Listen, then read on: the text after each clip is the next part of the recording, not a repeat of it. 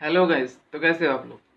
स्वागत है आप सभी को नॉलेज आपका पावर यूट्यूब चैनल पर। और मैं हूं आपका भाई ओपू शर्मा। आज हम आपके सामने लेके आए हैं अमर शहीद भगत सिंह का शॉर्ट स्टोरीज या फिर से शॉर्ट ऑटोबायोग्राफी कह सकते हैं। So let's start. जिनका चर्चा सिर्फ इंडिया में नहीं, आउट ऑफ इंडिया में भी होता है। भारत का आज़ादी में जिनका इतना बड़ा हाथ था, जो हमेशा इनकलाब जिंदाबाद का नारा लगाते थे, जो मरने से कभी नहीं डरते थे, जो हंसते हंसते भारत माता के लिए फांसी पे चढ़ गया था, वो महान व्यक्ति और कोई नहीं, भगत सिंह है। He is a really really really great man. We are really proud of him. तो आइए शुरू से शुरू करते हैं और जानते हैं उनका लाइफ स्टोरीज के बारे में। उनका जन्म हुआ था पंजाब में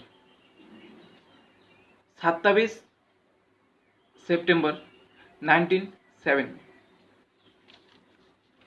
पंजाब का बंगाल जिले में, जो कि अभी पाकिस्तान में आता है। और उसका जिस दिन जन्म हुआ ना, उसी दिन उनका पिताजी का और उनका चाचा जी को जेल से रिहा किया गया था।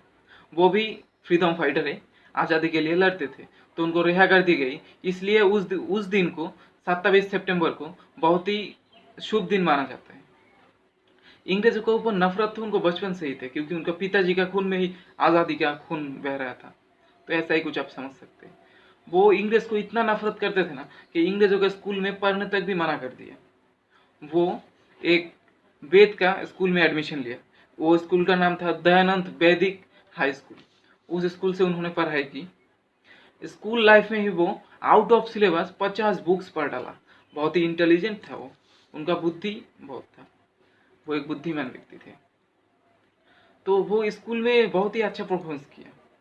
और जब 1919 में जालियांवाला बाग का हत्याकांड हुआ, तब उनका उम्र था ओनली 12 ईयर्स। वो उनको बहुत ही दुख पहुंचा इस बात के लिए, जालियांवाला बाग हत्याकांड के लिए।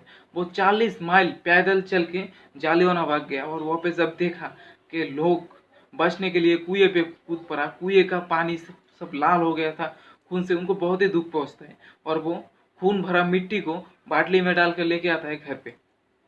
और घर पे वो देखते बैठता है। जब उनका बड़ा बहन आता है, क्या देख रहे हैं, क्या है ये? बोला कि ये खून है, हम भारत माता के खून है ये।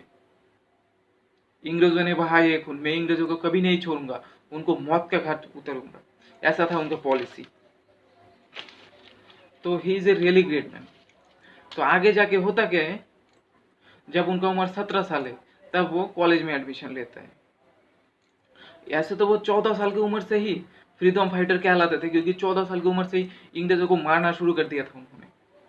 17 साल की उम्र में वो जब कॉलेज ज्वाइन किया, तब कॉलेज में उनको यूथ लीडर कहलाते थे। और कॉलेज में वो 300 से ज्यादा किताब आउट ऑफ सिलेबस का पढ़ डाला। तो वो उनका बुद्धि कैसा था आप सोच सकते। लिखने का स्पीड ऐसा था ना कि पूछो मत, मोतियों का जैसे हैंड राइटिंग था उनका। ही is a really really really great. College में उनको यूथ लीडर कहलाते थे और वो नारा लगाते थे, इनकलाब जिंदाबाद, इनकलाब जिंदाबाद। और हमेशा से ही वो गांधी जी के खिलाफ रहते थे। गांधी जी नरमपंथी और वो गर्मपंथी, क्योंकि वो मानते थे कि गांधी जी के लिए बहुत सारा बेकसूर इंडियंस का जाने गई, क्योंकि वो नॉन वायलेंस थे। इंग्रेज गोली मारते थे, वो चुप रहते थे। बोलते नहीं, ये सब कुछ नहीं, हम नॉन वायलेंस से इंग्रेज को भगा देंगे। पर भगत सिंह ये नहीं मानते थे। बोलते थे हम इंग्रेज को मार के भगाएंगे, मारो या मरो। वो भी नेताजी सुभाष बोस की तरह है। नेताजी सुभाष बोस को आप जानते ही हैं, उनका ऑटोबायोग्राफी में पहले से ही बना चुका हूँ, डिस्क्रिप्शन में लिंक दे दूंगा, आप देख लेना। और गांधी जी की बात किया तो गांधी जी के भी ऑटोबायोग्राफी में पहले से ही बना चुका हूँ, डिस्क्रिप्शन में लिंक दे दूंगा, आप जाके देख सकते हैं। तो वो क्या करता है आगे जाके वो एक इंग्रेज को मार डालता है, इंग्रेज कमिश्नर को गोली मार देता है। तो इसके लिए उनको जेल में डाल दिया गया था। तो कुछ दिन बाद उनको जेल से रिहा भी करवा गया था। 60,000 रुपया उनको जरिमाना लगी थी। 60,000 रुपया, आज का डेट में नहीं, उन दिनों, आज से 100 साल पहले, 90 साल पहले।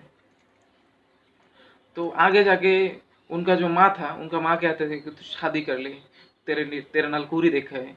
तो वो बोला नहीं, शादी नहीं करेंगे अभी। तो उनका माँ जब नहीं मान रही थी, तब वो रातों रात एक चिट्ठी लिख के घर पे रख के भाग गया घर से। लोग ऐसे ही नहीं बोलता, भगत सिंह का जब पैदा होना तब खुद का घर में नहीं, पड़ोसी के घर में पैदा हो। बात कुछ ऐसा ही है। और वो भाग के गया, इंग्रेजों को मारा था, जेल से भागा, जेल से भाग के वो आया कोलकाता, भेष बदल के कोलकाता आ गया। कलकत्ता आके बोस के साथ, दत्त के साथ वो जुड़ गए और एक अच्छा लीडरशिप स्किल उन्होंने पा लिया, अचीव किया। फिर उनका जो ग्रुप था ना वो बहुत ही बड़ा हो गया, उनको फिर से एक बार जेल में डाल दिया गया था, बेवजह जेल में डाल दिया गया, क्योंकि इंग्रेज को पता था अगर इसे जेल में नहीं डाला ना तो ये आगे जाके साला बहुत दिक्कत करेगा, ये तो हमारा नाक में दम करके रखे है, कुछ भी करने नहीं देता, हर जगह आंदोलन आंदोलन आंदोलन, आखिर करे भी तो करे क्या। तो आगे जाके होता क्या है, वो दिल्ली पहुंचते हैं और दिल्ली में असेंबली ऑफिस जो था वहाँ पे बोमा डाल देते हैं, और उस धमाके में किसी का भी मौत नहीं हुआ। वो जो बम था वो एक गैस बम था, उसमें सिर्फ गैस ही निकलता था, और वो वहाँ पे चिट्ठी डाल दी थी। वो चाहता था तो वहाँ से भाग निकल सकता था, पर वो भागे नहीं, सरेंडर किया, क्योंकि उसको झुकना पसंद नहीं था। सरेंडर किया, वो अरेस्ट हुआ, 2 साल जेल में रहा। 2 साल बाद उनको फांसी की सजा सुनाई गई, 24 तारीख को फांसी की सजा सुनाई गई थी। पर अभी आप ही सोच सकते, 24 जून 1931 में उनका फांसी की सजा सुनाई गई थी। वो जेल में भी आजाद रहते थे, जेल में भी बुक्स पढ़ते थे, किताबें पढ़ते थे, लोगों को बैठाते थे, आंदोलन का बातें करते थे। वो बाहर से चिट्ठी लिख के बाहर भेजते थे और ये आंदोलन जारी रखने का बात करते थे।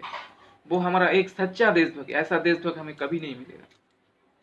लाखों लोग इकट्ठा हो गए, इकट्ठा होने हो रहा था, तो ये देखते हुए इंग्रेज सरकार डर गए और 24 जुलाई उनका फांसी का डेट था, वो उनको 23 जुलाई फांसी दे दी गई 1931 में।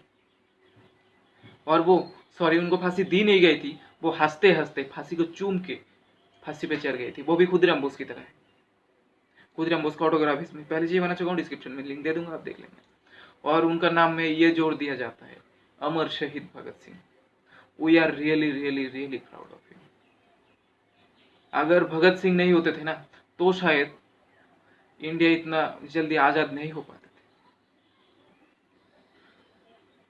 गांधी जी को तो राष्ट्रपिता का पद भी दे दिया, हम चाहते हैं कि भगत सिंह को भी राष्ट्रपुत्र का पद भी मिले। अगर आप भी ये चाहते हैं तो वीडियो को शेयर कीजिए। वीडियो अच्छी लगे तो लाइक करना मत भूलिएगा। Don't forget to press the bell icon. Bell icon नहीं दबाओगे तो वीडियो नहीं मिलेगा। इसी तरह का एप्लीकेशन, इसी तरह का पावरफुल ऑटोबायोग्राफी सुनने के लिए सब्सक्राइब करके रखे पहले से ही हमारा यूट्यूब चैनल नॉलेज आपका पावर। पास में होता हुआ बेल आइकन को भी दबा देना, क्योंकि आपसे वीडियो मिस हो सकता है।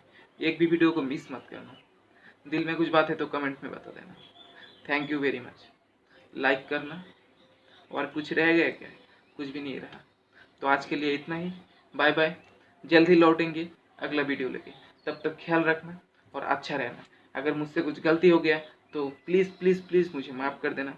जय हिंद, वंदे मातरम। भारत माता की जय।